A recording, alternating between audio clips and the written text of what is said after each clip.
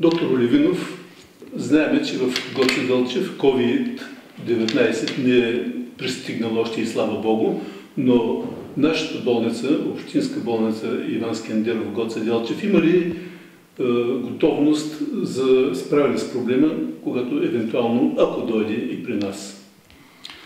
Благодаря за отправената възможност да кажа пред хората за готовността на МБАЛ Иван Скендеров към момента за предприетите мерки относно борбата с COVID-19. Не веднъж и в медийното пространство поясних, че за пореден път, че МБАЛ Гоце Делчев има готовност много отдавна.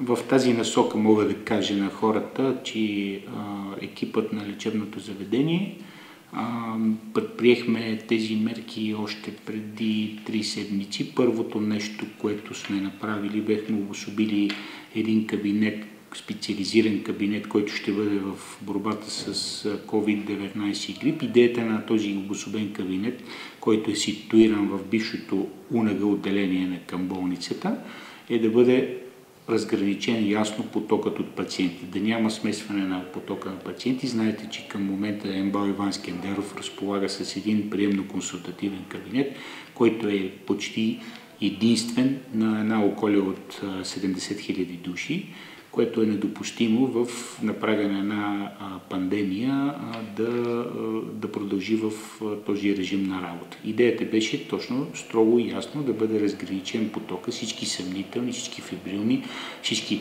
с анамнеза, идващи от рискови страни, да преминат първоначално да бъдат консултирани отделно от другият корпус.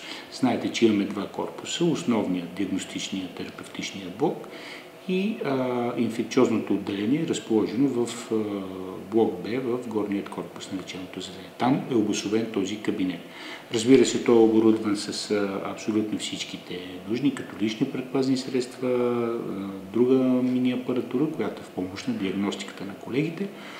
Има специално изработен график, който се поддържа 24/7. В този обезпечението на тези графици, разбира се, имаме леки затруднения в обезпечението с човешкия ресурс, като мога да кажа много адекватна намеса направиха община Гоце Делчев и прилежащите общини, които предоставяха част от този човешки ресурс. Това са специалистите по здравни грижи, които се включиха в обезпечението на тези графици, за което аз наистина много благодаря. Това е един ценен ресурс, който не би трябвало да губи никой и да го използва не само по времето на пандемия, а когато е необходимо. Още веднъж благодаря на хората, които бяха отговорни, благодаря на институциите, които за пореден път показаха, че са готови да се отзоват в всеки един момент, когато обстановката е усложнена и се налага. Един много по-различен въпрос от пандемията, но има голям интерес обществен. Така. Има ли развитие на казуса във връзка с подадените молби от лекарите, някои от които и завеждащи отделения са подали молба за напускане? Благодаря за отправения въпрос. Темата е повече от актуална. Тя не е представила в този месец да бъде така, да буди най-малкото интерес в медийното пространство и сред хората в града. За пореден път само ще направя пояснение.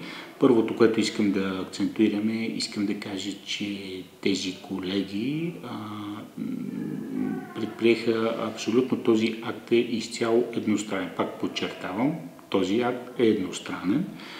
Те самоинициативно, доброволно предоставиха своето желание по този законосъобразен начин. Изразиха и ясно и трайно тяхното несъгласие с част, може би, от реформата, в която в момента се прокарва в лечебното заведение. Тя, разбира се, не е по-различна от моята управленска програма 3-годишен период, който е зададен. Има и на Министерството на здравеопазването. Аз така или иначе тази реформа съм длъжен да я спазвам точки по точки и мисля, че не съм направил компромис и мисля, че тя ще се окаже успешна. Разбира се, само времето ще покаже. Пак подчертавам, това е един едностранен акт от тях. Дали има някаква друга подбуда, очевидно се касае, че някой от колегите, може би в лицето на някой от колегите аз съм останал недоразбран, или може би за неправилното колаборация или по-скоро в прокарването или в моята бързина, острота на моите действия, че искам да се случат малко по-бързо нещата с тази реформа. Това може би изплаши някой от тях, може би те са инициирани от други фактори, за които не искам в момента да коментирам, но мога да ви кажа, че със сигурност убеден съм, че част от колегите в момента съжаляват за това техно решение. Да, в момента тече все още предизвестието, което е от един месец. Една част от колегите, разбира се, са завеждащи отделения. Тяхното предизвестие като вземащи такава длъжност е малко по-дълго, за 3 месеца, другите са за 2 месеца, другите са за 1 месец. Скоро на част от тях изтича, това безапелационно е така, но това е едно тяхно решение. Аз още когато поставиха нещата по този начин, когато депозираха тези свои предизвестия, моето мнение беше ясно и твърдо. Аз съм написал, че не съм съгласен с тях и законодателната уредба разполага и предразполага към точно такъв период в предизвестие. Той скоро наистина изтича. Доколкото разбрах, изграда е тръгнала подписка за защита на тези лекари. От какво ги защитават? Кой инициирал тази подписка? Имате ли представа?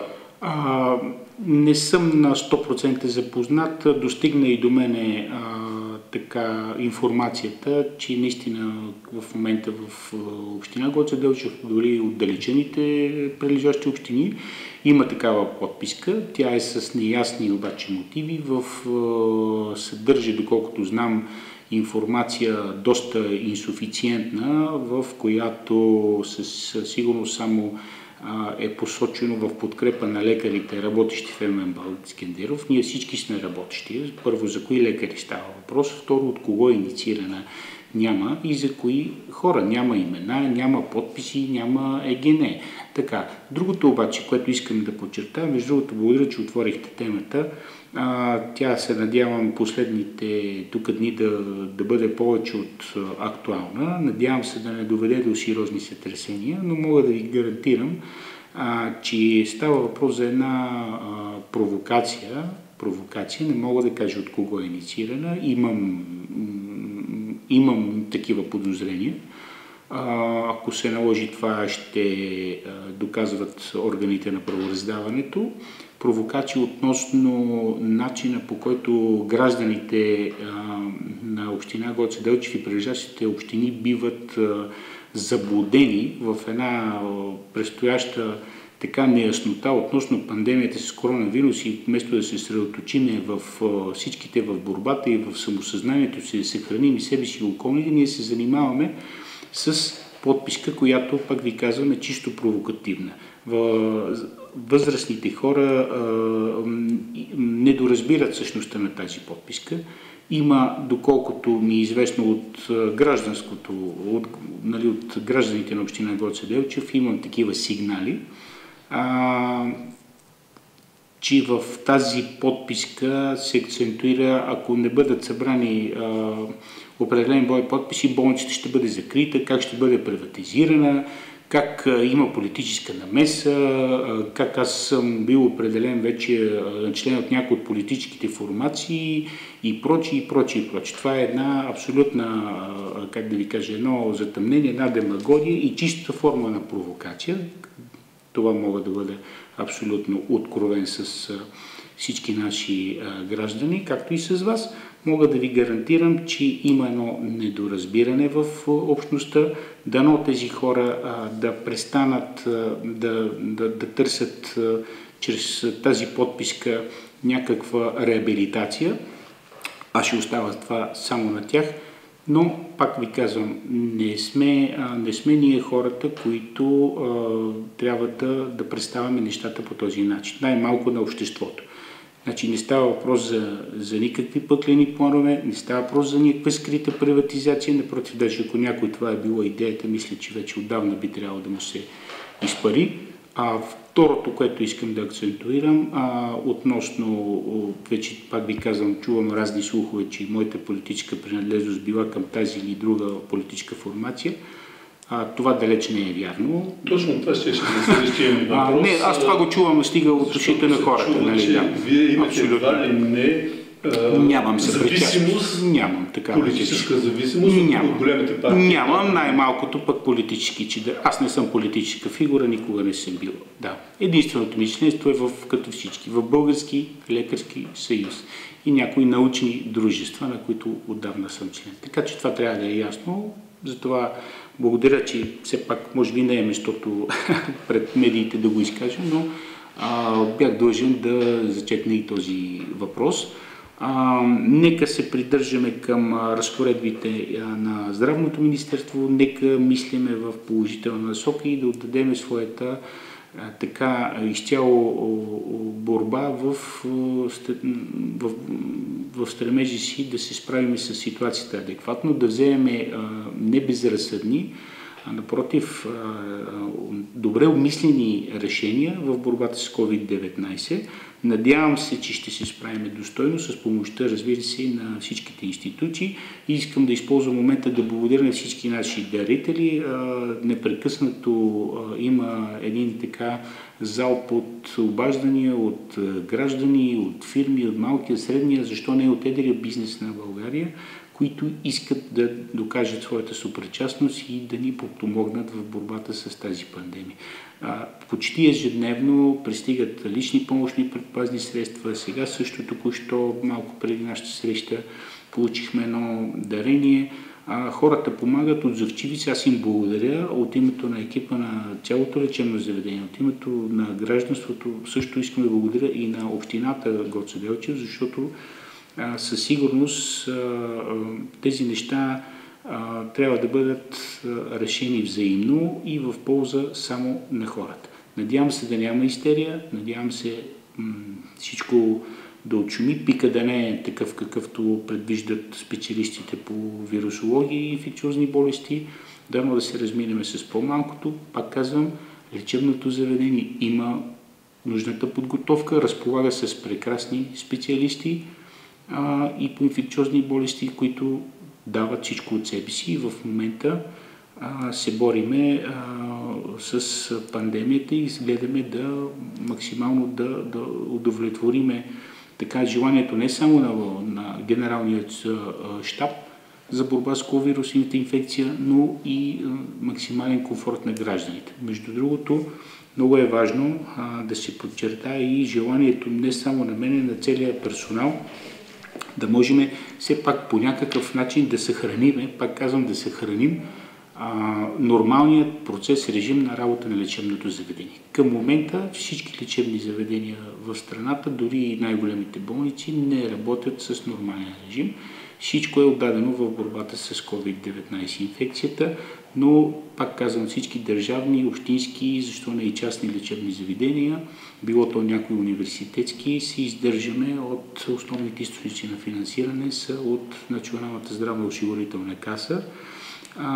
Когато този наш режим е трайно нарушен, може би за период от 2 или 3 месеца, дай Боже да не е по-дълго, нашето финансиране ще бъде изключително затруднено. Това притеснява всички менеджери на лечебните заведения в момента и има една работна група и срещи и предложение как да се справим с тази ситуация. Надявам се държавата да се намеси повече от адекватно и да помогне и в Сдружението на общините също да помогнат в обезпечението с финансите, защото в противен случай лечебните заведения ще бъдат изправени пред едно жестоко предизвикателство и изобщо се касае, може би, на някои от тях за тяхното оцеляване. Доктор Левинов, благодаря ви за така нужните разяснения, които направихте пред обществеността на община Гоце Делчев и ние ви пожелаваме успех в евентуалните и бъдещи проблеми, които носи COVID-19. Благодаря ви още един път, благодаря на всички. Надявам се, пак казвам, искам да помоля гражданите да проявят нужното разбиране, да проявят търпение, да не се поддават на провокация по никакъв начин, да бъдат отговорни към себе си и най-вече към близките си, да спазват разпоредбите на кризисния щаб към община Гоце Делчев, да спазват мерките, да следят ежедневно бюлетините, да сигнализират, ако има някакви нередности, защото това е нещо, което помага.